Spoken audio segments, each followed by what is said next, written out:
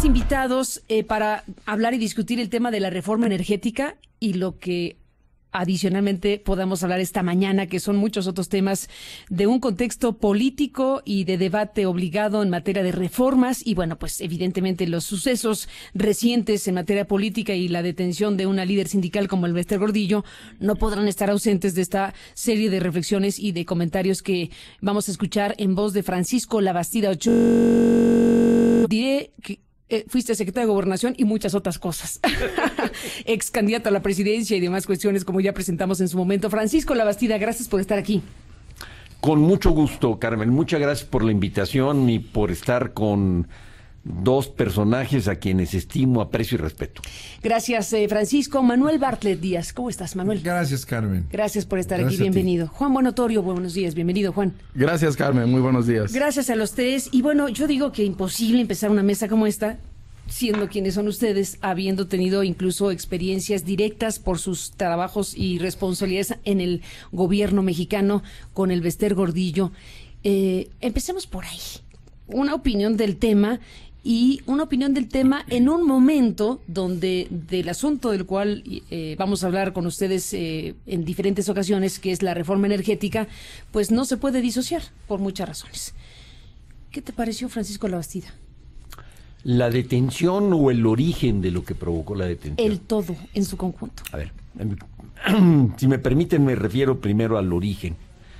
Yo tengo la convicción de que la reforma que se hizo para federalizar la educación, y se lo dije a quien era presidente de la República en aquel entonces, tuvo pésimos resultados.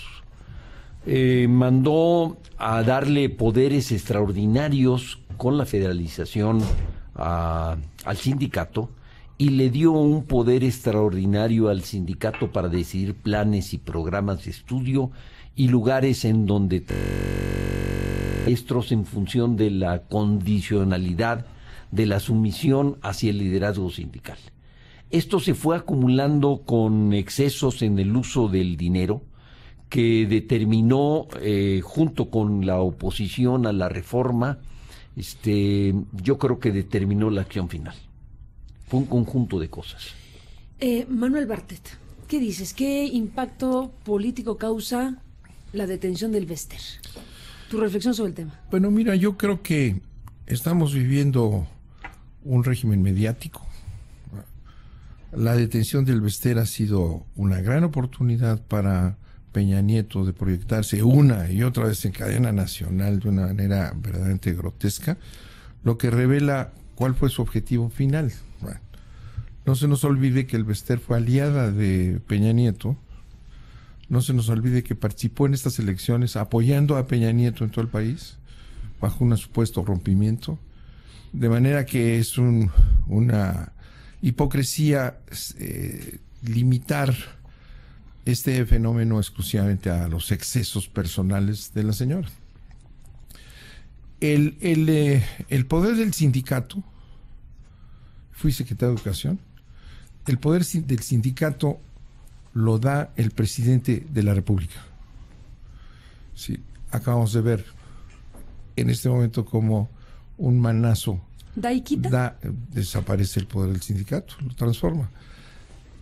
De manera que quiero señalar que es una gran hipocresía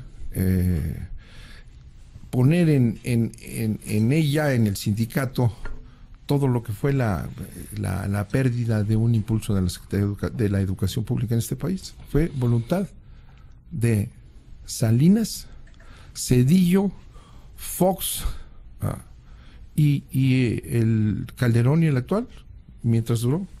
Es decir, en el momento en que el Estado decide que eso no debe ser así, lo acaban. O sea que, ¿por qué no se analizan los gastos? ¿Por qué no se analizan otros aspectos de ese poder? Nada más las joyas, los vestidos, los estos y lo demás. Que es, independientemente de montos, lo más importante es el papel que hizo, el papel que jugó el sindicato, el CENTE, en las elecciones en este país.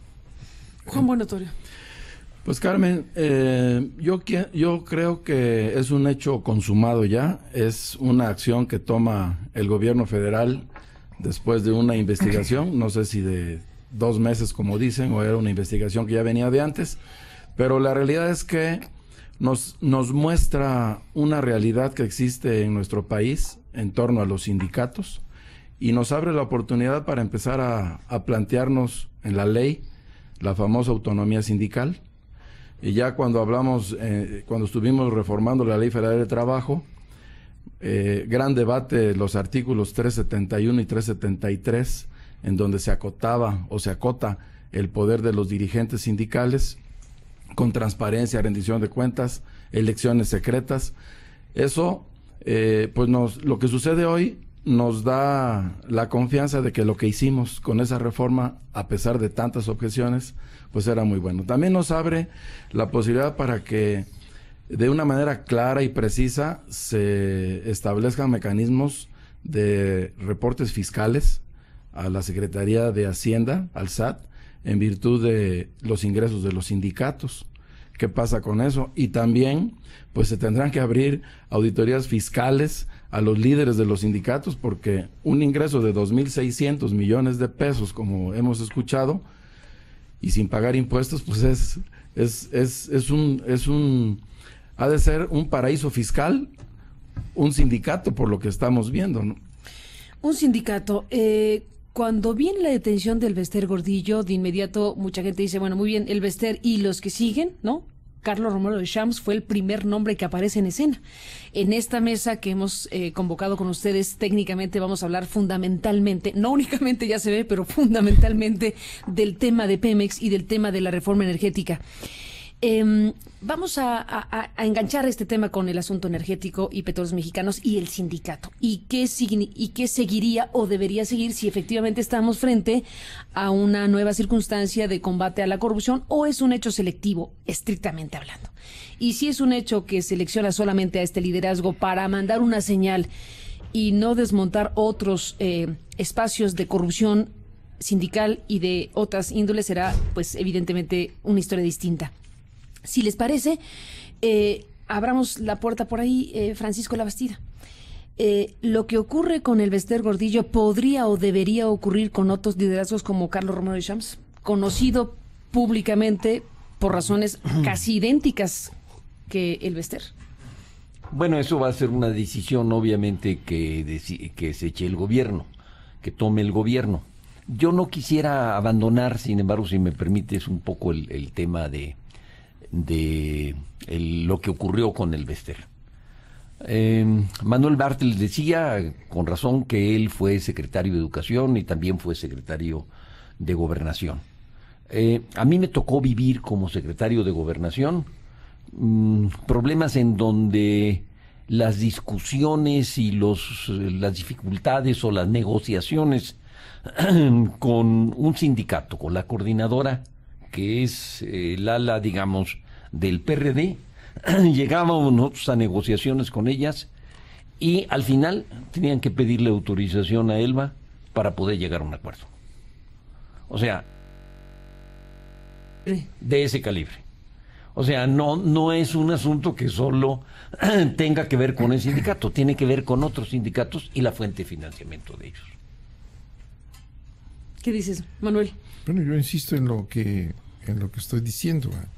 Sí, la existencia del sindicato de maestros ha sido importantísima en la vida de México, en el manejo de la educación, pero ese poder, más allá de lo que es una defensa de los intereses de los trabajadores, que es absolutamente legítimo, eso así debe ser.